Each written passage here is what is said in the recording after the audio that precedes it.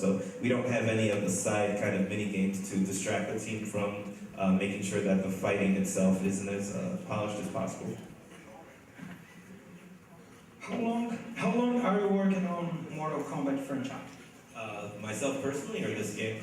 I've been on the team for a little over 5 years now. I started out about 5 years ago as just a gameplay tester, a temporary gameplay tester. I didn't know from one day to the next if I was going to have a job. You know, and as a word of advice to people that want to get into games, that's one of the best experiences that you can have, is to actually get into any gaming studio as a beta tester. It allows you to see all of the components of the game. It allows you to see the evolution of a game from, you know, the beginning to the end, and see the leaps and bounds that are made. You get to know when systems come online. You get to see the difference when those kinds of different systems get online. You know, a lot of mistakes that I feel that people make, especially going to game schools coming out, is that they automatically want to come in as a creative director or lead designer of a AAA game. And it's just really not going to happen that way. You need to be able to go in at the kind of ground level and get your feet wet and understand it. And testing is one of the best ways to get into it. So I started out. Jeez, all right. I started out as a tester and kind of just worked my way up with each game to now working where I'm at right now. So it's been a pretty cool ride. You have just answered the other question. So, is there any Brazilian in the team? One of the lead designers is his father is Brazilian. That's as close as we get. If you guys will adopt me, I'll just start telling people that I'm Brazilian, and then we can go on as I go around. But no, right now, you know, we have a really good mix of people on the team. Actually, I take that back, one of the concept artists, he's not with us anymore, but he actually designed a few of the levels on the game. Bruno, he was Brazilian, but he left and he moved to Los Angeles and created his own concept art company. But yeah.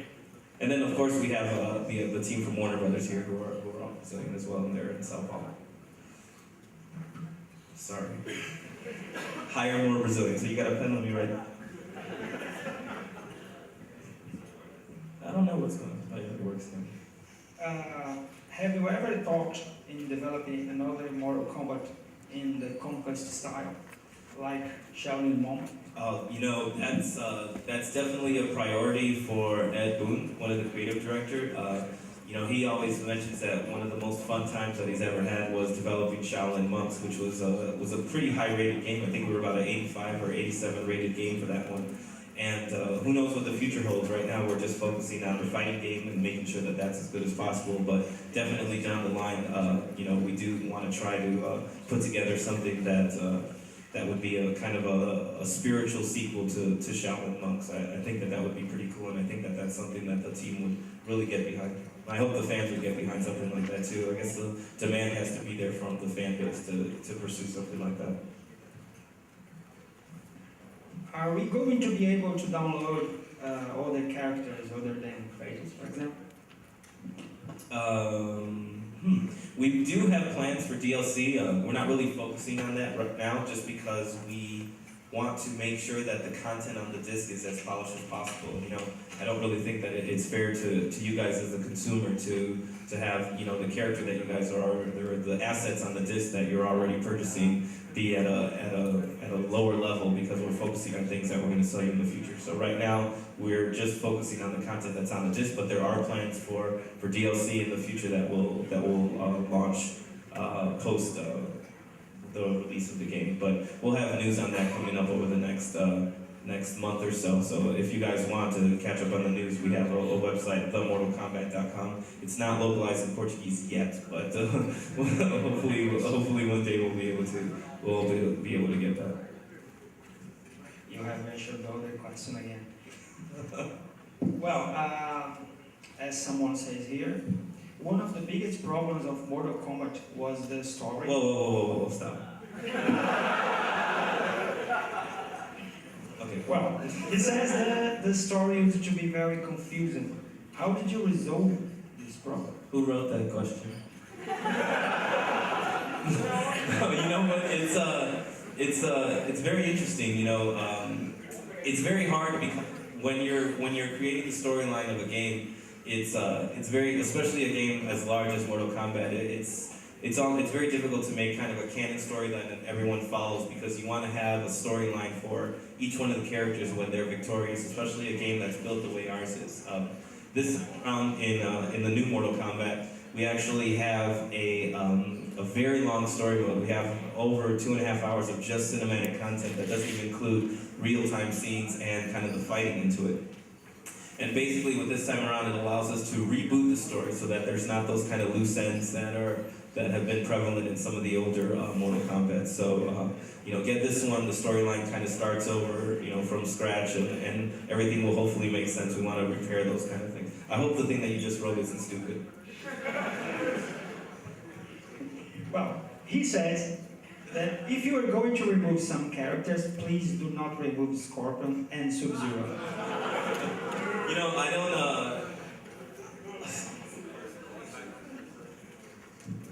I gotta switch back to this one. I personally can't imagine a Mortal Kombat without Scorpion and Sub-Zero. I mean, those are two of the most iconic characters, so, as of right now, there's really no plans to remove, but we're not even talking about what the next game's gonna be about, but don't worry, they're in this game. Is it going to be a sort of robotic Sub-Zero? I have no idea what you're talking about. Next question. Who wrote that question? Get out.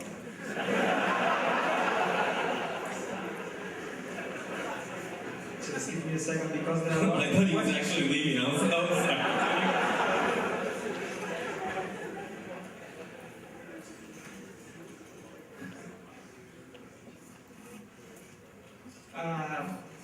Is NetherRealms, or you working or planning on working to another title nowadays?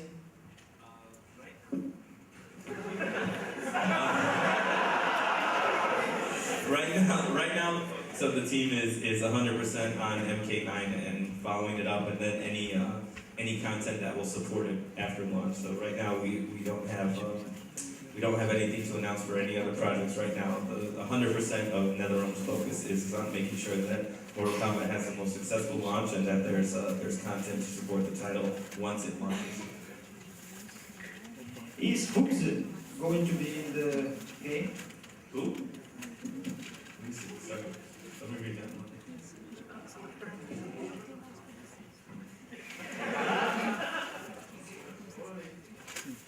Didn't Hoopsy? Toasty. Yeah, Toasty. Toasty's actually in the game. That was one of those things.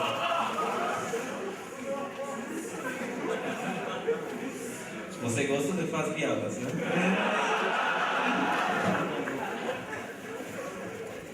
Fazer.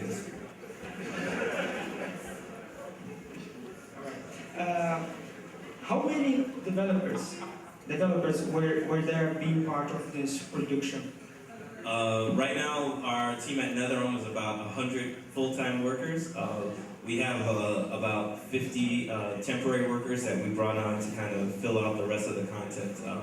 One of the things that you'll notice is that a lot of development studios are moving away from having full-time employees all the time and working towards temporary contracts with people. But we have a lot of contracts with people, and most of them are for testing. We bring them in through a temporary kind of a hiring agency. But as far as the team itself, about 100 people, which is about the average size of a AAA team. Some teams are a little bit more. Is it going to have an exclusive character for Xbox? This guy's writing notes to this guy over here. They're just passing notes back and forth. No comment. Next question, please. I'm just kidding. About the sound design and the soundtrack, original soundtrack, which were your main concern about it? As far as like designing the music and stuff, yes. We were very fortunate. We actually have Hello? Okay. We were actually, luckily, we have Dan Forden, who was one of the original sound designers from Mortal Kombat 1, 2, and 3. He's back with our team this time around, so there wasn't really a concern as far as the music went. We felt that it was going to have the same kind of feel and characteristics of Mortal Kombat 1, 2, and 3, especially with Dan around and helping guide the kind of the soundtrack creation process. We have a really strong sound development team at NetherRealm, and the sounds are actually really intense, really impactful, and have a lot of kind of impact when you hear them. So there wasn't that much of a concern. We were pretty satisfied with our sound department. Was there any special reason for including zombies in this game? Besides the fact that they're awesome,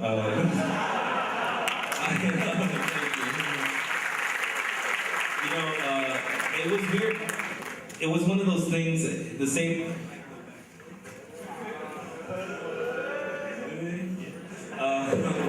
One of the things. It's just like we felt that there. If it messes up, then we know that it's me and it's not.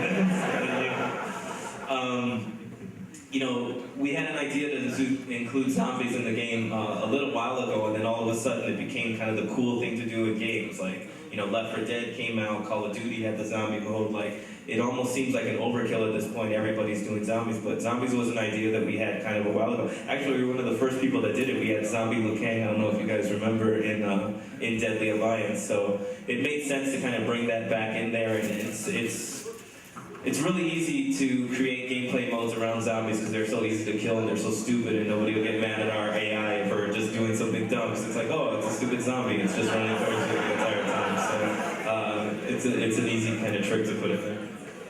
Good luck with that mic. It doesn't work. Use this one too. Well, do the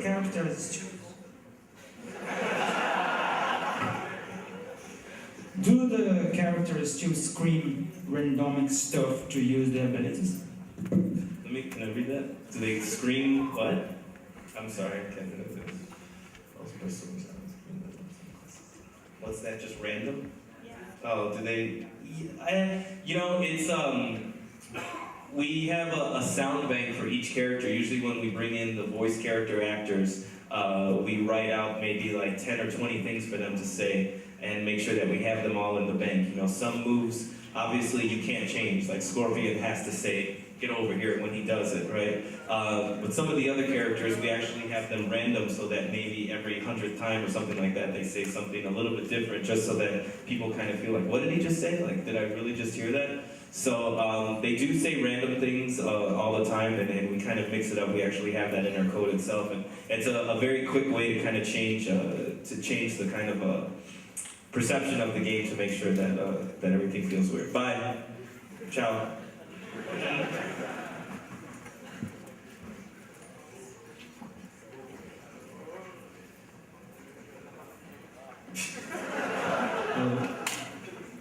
Will we be able to customize the characters? Fully customize, I mean? Not in this game. We don't have plans to have a fully customizable players like we did in Mortal Kombat Armageddon. But each character will have a few costumes.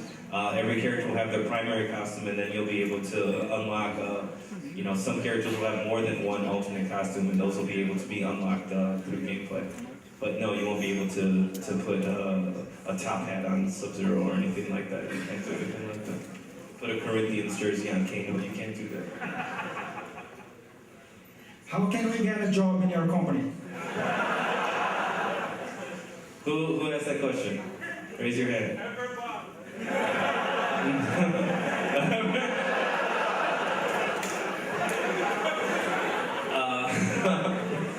Man, I don't know. You can go to netherrealmstudios.com and you can check to see when we have any open positions. Right now we're obviously not hiring anybody full time, but who knows what the future holds. Like I said earlier, I need to hire more Brazilians, right? So this is the first. Was there any special reason for choosing Anderson Silva as the brutal guest?